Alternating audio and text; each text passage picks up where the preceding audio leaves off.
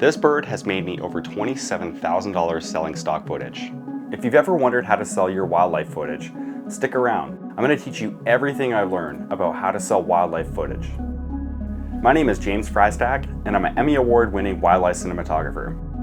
If you're new to my channel, consider subscribing. So this all started during the COVID-19 lockdown, and during that time there were a lot of restrictions on going out into public places. I got pretty bored of sitting around at home, so I decided to go to some local ponds and practice my wildlife cinematography. And during that time I started to fixate on filming Pacific blue heron. They were pretty interesting because they were out there catching frogs and fish and lizards. So they're pretty entertaining to film. And during that time, a local production company reached out to me saying that they were working on a local interest nature program and that they wanted to license some of my footage. So they asked me how much I wanted for some footage. They were doing about a 3 or 4 minute piece. I just said like $1,000. And they said yes right away. And right then I was like, oh no, did I just undersell this? Like, I didn't even know how to price this, but I didn't really care. I was just really stoked to make a sale, and I wasn't really gonna do anything else with it anyway. So I thought, yeah, why not? I'll just send this off to them. Their edit team is gonna take care of it and make a little edit and just put it out there. I thought that was pretty cool. That was pretty interesting, like really fun little experience. But during the time I still stayed out there, I still kept getting more and more footage. And another production company reached out to me and said, hey, we'd like to license some of your blue heron footage. We saw some of your stuff on Instagram and we were wondering if you would be interested in selling some of your stock footage. What do you have? And by then I had like accumulated a ton of footage, like a terabyte worth of blue heron footage. I had so much footage there and I didn't even know what I was ever gonna do with it. So again, I was like, yeah, sure, let's do this. And they asked me for a quote. And they actually wanted me to do some of the edit as well. So I got to quote them, not only selling my footage, but doing some editing. And during that sale, I made $7,500 and I was absolutely stoked. It's like, okay, this is going somewhere. This is actually pretty cool. Like, what are the odds that this happened during the time when nobody's working and all of a sudden I'm selling all the stock footage. Full disclosure on all of this and what I'm about to say during this video is that I can't really tell you all the details of like the contracts and who the production companies are and who it was for, what streaming platform it was for, because these things are protected like under NDA. So I'm not really supposed to talk about the contract that I signed and that we agreed to. So I'm just gonna have to be a little bit vague with my figures, but later in the video I'll teach you, well, I'll explain how I now price my footage, because I sell my footage a lot more than $1,000 now. So after that sale and that project ended, and over the years I kept selling that blue heron footage time and time again. And even just recently I sold another big lot of blue heron footage, and in total over the years I've sold $27,200 Canadian in selling just the blue heron footage alone. Now that's amazing. Like that's just like something I shot on a Panasonic S1 in 2020, and it's just been sitting on my hard drives for years and just keeps making me money. It's pretty amazing. So in the event some organization reaches out to you and asks if they could buy some of your wildlife footage, how do you price it and how do you set your terms and conditions? Well, my approach is, first I'll try to find out who is this for. Is this for like a big Netflix series? Is this for a National Geographic series? Or is this just for some local interest wildlife conservation group trying to do a social media post? So first, that's your baseline, like who is this for? So you can scale your rates based on the budgets of what you think this organization actually has. So if it's a big thing like Netflix, it's going to be significantly bigger than say some local wildlife conservation organization, which really has almost maybe no budget. So what I end up doing is I set up kind of like 3 different tiers. So first I'll just have like usage, a 2-year holdback, and what that is like for 2 years they can use that footage, and after 2 years is up, that I could resell that footage again. And then the last one would be in perpetuity, for life. Like they own that footage, it's theirs, you can never use it again, it's gone. And so what I end up doing, so say it's like a big company like Netflix, I'll say, okay, it's $150 per second USD just to use it, or it's $450 per second for a 2-year holdback, or it's $650 USD in perpetuity, and that they own that footage forever.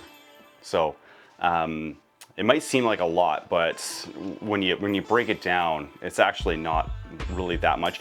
Normally they're not looking for like, 10 minutes worth of footage. Usually it's like they're looking for like 25 seconds. They're looking for, 8 seconds sometimes. I sold 2 seconds worth of footage once for $650 per second. So that was still a pretty good payday for 2 seconds worth of footage.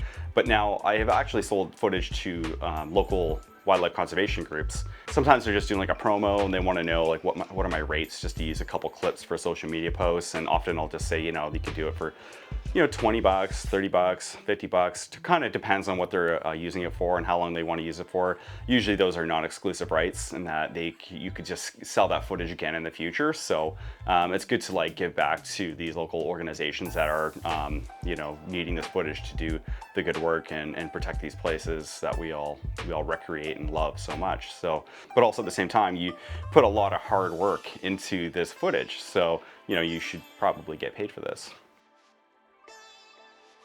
Now that leads me to like how I package things and what they're looking for. So when in the event that they're looking for the blue heron footage, or they're looking for black bears, or they're looking for any type of wildlife footage, I'll just send them like selects of the best of, right? So I'll just go through and clip out some of the key moments of different sequences. Like say it's black bears, I have some black bears catching salmon, or salmon swimming in the river, or it's black bears that are fighting, or little cubs that are playing, and I'll put like a whole low resolution proxies for them. And what I'll end up doing is going into DaVinci Resolve, and I'll put in some of the metadata into the image itself, and so that when they're looking at it on this low res image, like a 720 file, they'll see what the clip number is, what the file name is, and what camera it was shot on, and maybe sometimes I'll even put in the resolution, so that they are really clear about what they're getting if they do buy this. So and sometimes they'll want like an elaborate spreadsheet, clip by clip, how long is the clip, what's it shot, is it 23:9:8 or is it 25 frames base rate? Is this shot in log? What camera is it shot on? What resolution is it shot at? So they're going to want to know all this stuff when they start going deeper into it. So if they do like a bunch of these clips, they'll say, I like clip C008, whatever shot it is. And they're going to say, hey, can you send me, a higher resolution of these certain clips? And then what they'll end up doing is like setting up, you'll end up like agreeing to the terms and conditions of like what you're going to sell it at. So it's, they agree to your rates, they agree to your terms and conditions, and now they're saying, yes, we're going to buy the footage. Can you send us the raw files? And so what I'll end up doing is packaging up all those individual clips that they requested, and then I will do a WeTransfer, or sometimes they'll have, like, say Netflix, for example, they have their own portal. So like they'll send you a link to their upload portal, and then you just upload the files directly to them that way. So there are a lot of different ways on how you send the footage to these organizations, and they'll let you know on how they want the deliverable sent to them. And another way that I make money selling stock footage is through Blackbox. Now, Blackbox is like a middleman for all the other stock agencies that are out there. And so you could just upload to just one stock platform, and then they sell it to all the other ones. Like your revenues might not be as high as like you just sold strictly on Pond5 or iStock or all these stock platforms. But what it does is just takes out a lot of the work and like uploading individually to all these different stock platforms. And I only have about 100 clips on Blackbox, but I think I've made almost close to $1,000 over the years just selling aerial footage of forests and coastlines, and it's kind of like very specific niche areas, but that footage keeps selling again and again and again. So every once in a while, I'll just get a notification saying, oh, you made a sale of like $7. Oh, you made a sale of like $14. Maybe I should put more effort into that, because it is nice passive income that just keeps kind of coming in gradually. And what I do with that money is that's like my little allowance to like buy more camera gear. So if I sell more stock footage, I just end up buying more camera gear so I can go create more footage and just keep selling it. So that's just kind of like my way of like buying more camera gear. And so Also, like, these organizations, they'll reach out to me and are looking for something very specific, really niche, and something I just don't have. Like, I don't have that in my collection, but I might know somebody who does have that footage. So for an example, in this series, I can't say who it was for, but they were looking for some very unique shots of grizzly bears in the snow, and I didn't have anything like that. I didn't have any of these shots, but I knew a really good friend of mine did have those shots. So I got my friend, who's not really that well connected in the industry, but I got him in touch with these producers, and he ended up selling some footage to this organization. And I wish I could tell you who it's for, because it's actually pretty big. And now, you know, my friend, he's gonna have his names in the credits of this show, and he got a good little payday. And yeah, it's just pretty rewarding for myself to be able to connect them together, because, you know, the wildlife community is quite small, and it's nice when we all stick together and we can all collaborate together, and we can just share our knowledge in trying to make a living doing this. So I hope you enjoyed this video. I hope you found some value in this. And if you ever have had an email like this, or you had an experience selling stock footage, let me know. I'd love to hear what your experience was like, and what kind of terms and conditions that you ended up signing up for, and if it paid off in the end.